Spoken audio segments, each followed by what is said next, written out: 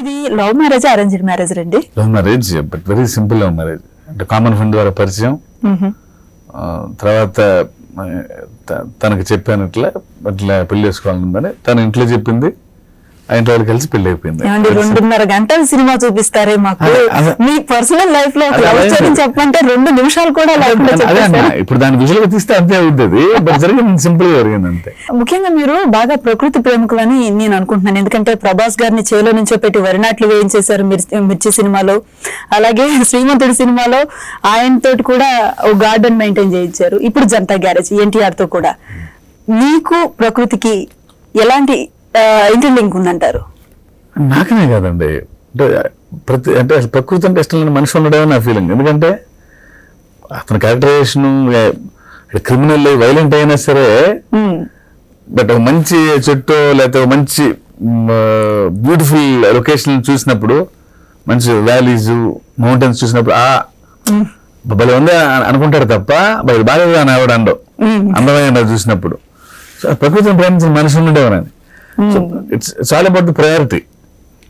But లక్కీగా ఏంటంటే definitely అందరిలాగా నాకు చుట్టూ గ్రీనరీ, మంచి గార్డెన్, మొక్కలు ఇలా ఉండటం ఇష్టం. దట్ రైటర్ కాబట్టి కొంచెం అలాంటి ప్లేస్కి వెళ్ళి కొంచెం రాసినప్పుడు కొంచెం మైండ్ ప్లెజెంట్ గా ఉంటుంది. అవి సినిమాలకే పరిమితమా, మీ ఇంట్లో కూడా ఉంటాయా?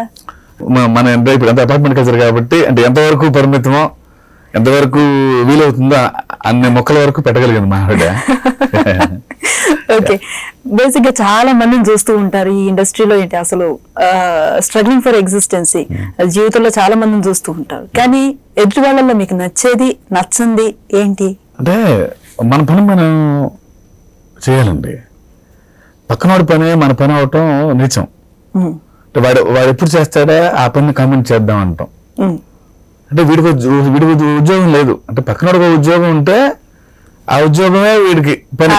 సో వాడు మంచి బాగా చేస్తే బాగా రాశాడు, లేకపోతే ఆయన తిరదాం, వాడి మీద రాళ్ళు వేద్దాం. I hate those people.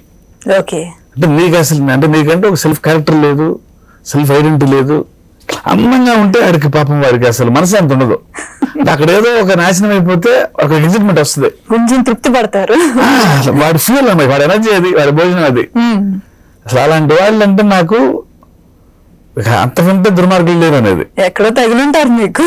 అసలు మన అందరికీ కనబడతాను, రోజు ఉంటారు అది.